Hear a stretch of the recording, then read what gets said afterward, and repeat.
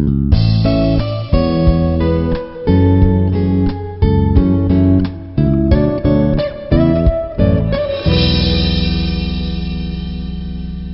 everybody, I am Krishna Rao Patro, Associate Professor in the Department of CSE, IARE, Institute of Aeronautical Engineering, Hyderabad. So, now we'll discuss about the algorithm and its properties.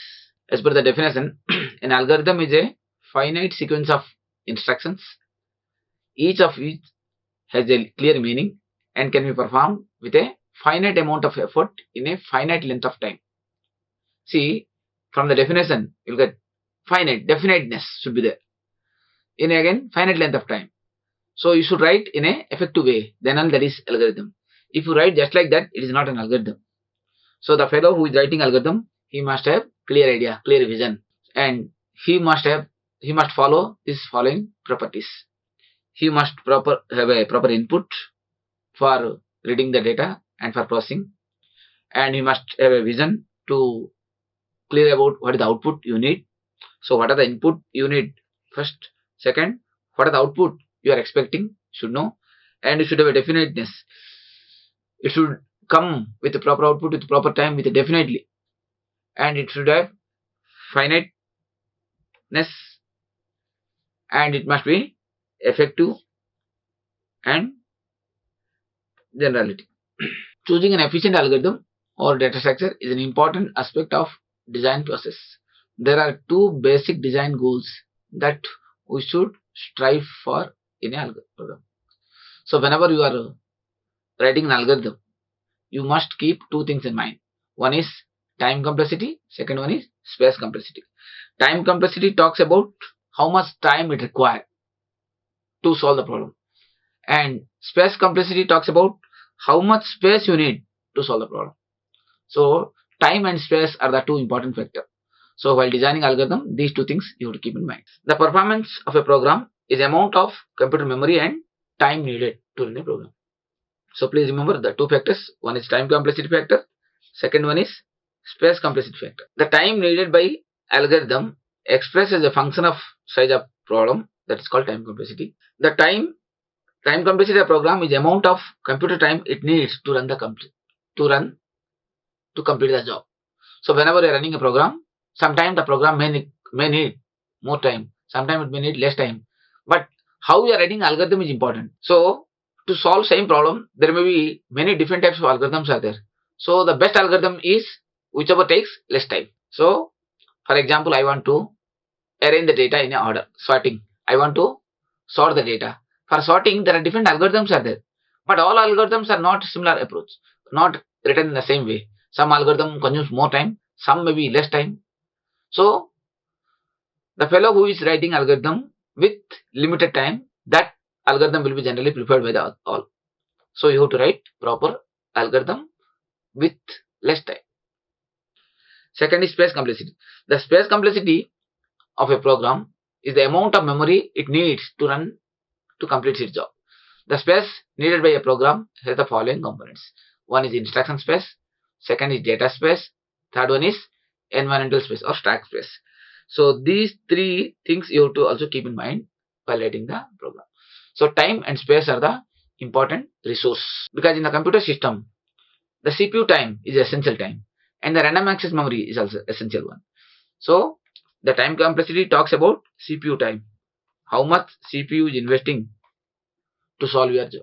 Similarly, how much RAM required to solve your problem. If your program takes less CPU time and less RAM, then it is more efficient.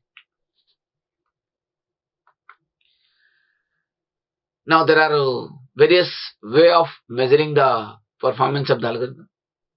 So you can measure its time complexity, whether it takes constant time, whatever you give the input. If the program takes same amount of time for any input to solve the job, then that is constant time. That is represented as order of 1. Order of 1.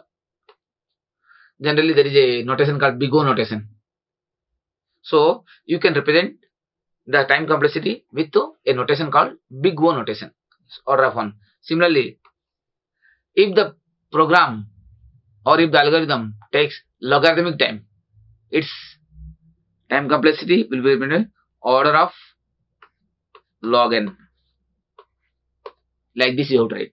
So that means your algorithm comes under which category? Whether it is a constant time category or logarithm time category or linear category. If it is a linear category, then you can write order of n. Okay. If it is n log n order, so you can write order of n log n. Similarly, if it is quadratic, then you can write order of n square. So depending upon the program, the time will be different. So what type of algorithm you are writing and how much time it takes, based upon the time, you can say that algorithm belongs to that category. Whether it is a cubic, so it is order of n cube. Whether it is a polynomial, to order of n to power k. Whether it is exponential, order of 2 to power n. So that means if it takes exponential, then it is consuming more time. So you must be very careful how to solve the problem in a efficient way. So here n is the number of data items to be processed, or degree of polynomial, or the size of the file to be sorted or sets, or the number of nodes in a graph.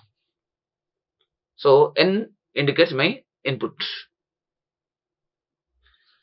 So based upon n, it will decide whether your program takes less or more time. So try to know these varieties of classification of algorithm. The complexity of algorithm is m, and the function f of n, which gives the running time and or the storage space requirement of the algorithm in terms of size of input data. So the complexity depends upon size of the input data.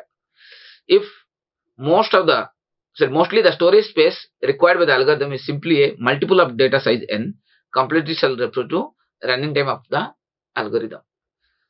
The function f of n, which gives the running time of an algorithm, depends not only the size of the input data but also particular type data.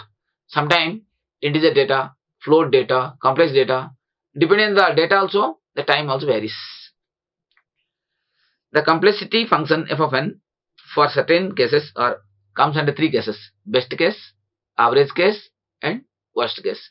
Best case provides lower bound or running time. Average case provides expected running time, and worst case provides upper bound time. Okay. So in exam, sometimes they may ask, what is the best case for this algorithm? What is the average case for this algorithm? What is the worst case? Because for some cases, for some categories of data, it may run very fast. For some operation, it may take average. For some operation, it may take worst. So for your application or for your algorithm, whatever the algorithm you have designed, for every algorithm there will be 3 test cases. Means 3 complexity functions: best case, average case, and worst case. Now one example of algorithm: define a variable max initialized to 0. This is one of the simple algorithm I have given, and compare the first number x in the list L with max. If x is greater than max, then set to max. Repeat the step 2 for all number in the list L, then display the maximum. So here you are finding maximum element from the list. Display the value of the max. So this is a simple algorithm step. Okay. So tomorrow, if you are writing your own algorithm, you have to follow in this way. First define a variable max, initialize 0, then compare the first element of the list L with max. Keep on checking till last. So that's why you are repeating the step. This is nothing but loop for all the numbers of the list L. So here it is repeating. When the loop is over, it will display the maximum value of the list. And what are the different approaches to construct an efficient solution to a problem? Because to solve a problem, you can follow either brute force method or greedy method. The brute force says it is a straightforward approach to solve a problem based upon problem statement and definition of the concept involved. That is brute force, straightforward. Greedy approach: the solution is constructed through a sequence of steps and each expanding a partially constructed solution obtained so far. At each step, the choice must be locally optimal, and this is the central part of this technique. Central point of this technique. So greedy is one of the best approach because it is very greedy to consume less time, consume less space. So writing greedy approach is also little bit tough. And other approaches also available to design the algorithm: divide and conquer, dynamic programming, backtracking, branch and bound. Of course, this algorithm you will be knowing one by one in the future time. First, divide and conquer. The name indicates what? To solve the problem, you can divide it and then you can conquer. You can win. So, given an instance of the problem to be solved, split into several smaller sub-instances and independently solve each sub-instance and then combine the sub-instance solution so to yield a solution of the original instance. So you can divide and then do the work. If you want to do entire thing at a time, it will take more time. But if you divide and do, then it will take less time. Similarly, dynamic programming. The idea behind dynamic programming is to avoid pathology of the obviating the requirement to calculate the same quantity twice. Already if you have done earlier, no need to calculate. The previous steps answer you should utilize. So whatever the things you have calculated earlier, those things you can utilize in the future.